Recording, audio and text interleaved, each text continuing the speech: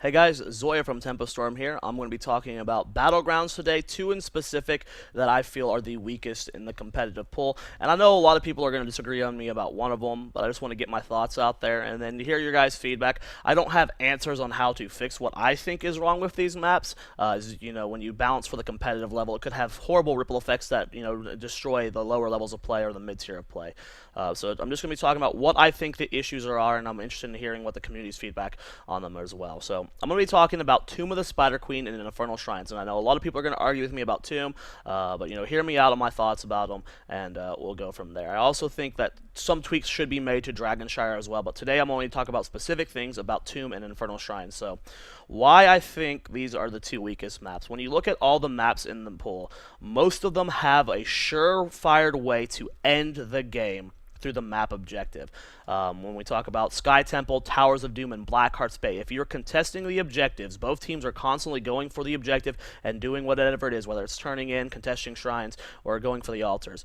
The game will eventually end. There is a time limit on those games where if you're playing the map right, it will end 100% just because the map objective will eventually attack the core.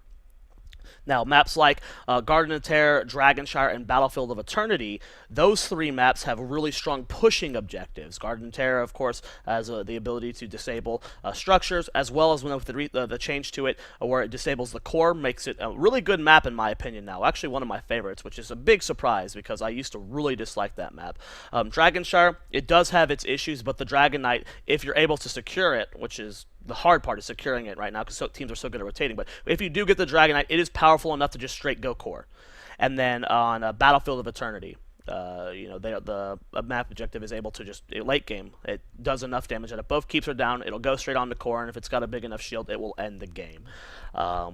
And then Cursed Hollow stands aside. It has its own little section. The curse itself is not powerful enough to end the game. Even if you have 3 keeps down, if it's defended properly, even with a curse with catapults pushing into your core, you can hold that. What sets Cursed Hollow aside, though, is the 2 boss pits, which are, if anything, just as good as the curse, if not better. So you combined with the map mercenaries with the map objective and Cursed Hollow, you can end the game just through taking map objectives.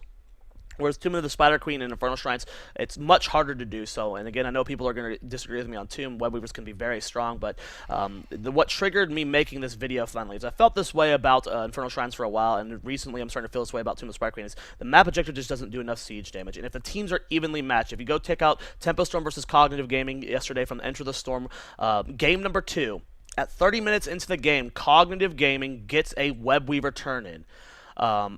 And Tempestorm doesn't lose a single keep. They're able to hold it. If you have a good way of clear composition, you can hold against the Spider Queen, the Web Weavers, and take no damage. And the boss on that map does help. It makes it better than Infernal Shrine when it comes to ending. That's why you see it not as frequently hit that 30-minute marks, but it's such a tough boss to take. And the problem with Tomb of the Spider Queen is you win that turn-in through rotations, out-rotating your opponent and getting the turn-in. Most of the time when you see an evenly matched game, late game, you get a turn-in not through kills, just by out-rotating your opponent.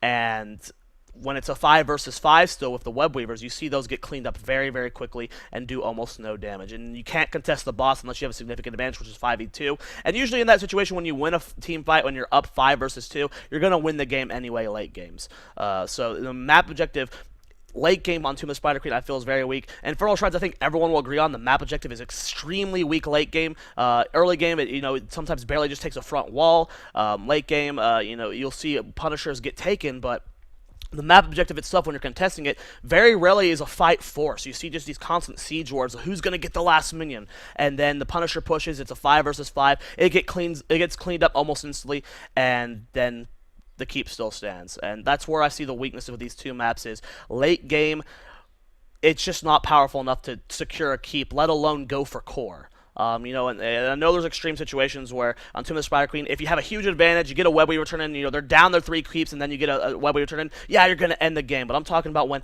the games are close and you win the objective through rotations, not through a team fight, it very rarely is able to win the game. That's why more consistently lately we're seeing not only Tomb games, but Infernal Shrine games go to the 30-plus minute mark. And that is where I see the weaknesses with these two maps. I don't know the fix, because if you just be like, well, buff, Infernal Shrine, the Punisher's siege damage, buff the Web Weaver siege damage, well, who knows what will happen, In those stomp games are already snowballing enough, right, where you have a 2-3 level lead, and then you get 3 Web Weavers, and then suddenly 3 keeps are down, right? So I don't know what to do to change it.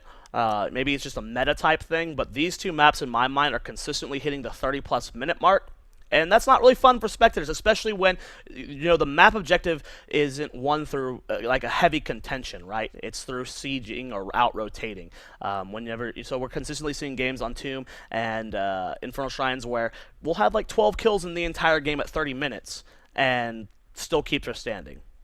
So I don't really know what the solution is, and I mean, I could be wrong on my opinion. So I'm just curious what the community thinks about these two maps, because as of late, again, these maps just seem to be just drag and drag and drag on, consistently seeing 30+ minute games for both of these maps. So thanks everyone for hearing my thoughts. Let me know in the comments down below or on the Reddit thread as well, if you agree or disagree with me and why, and potentially what you think you could do to change these maps to make them a little better. I can do a whole rant on about Dragonshire and why and what I think should be changed about that map, but I specifically want to talk about these two because I feel like the issue with them is comparable to each other. So thanks everyone for tuning in. Head over to TempoStorm.com where you can see guides written by the professional players. Soldier just released a Greymane guide the other day. You can subscribe to this YouTube channel where both KO and myself consistently release content, as well as when we get the news players signed, they'll be producing content for the channel as well. Head over to intotheam.com where you can buy TempoStorm swag such as t-shirts, sweaters, and hats. So thanks everyone for tuning in, and I'll see you guys in my next video.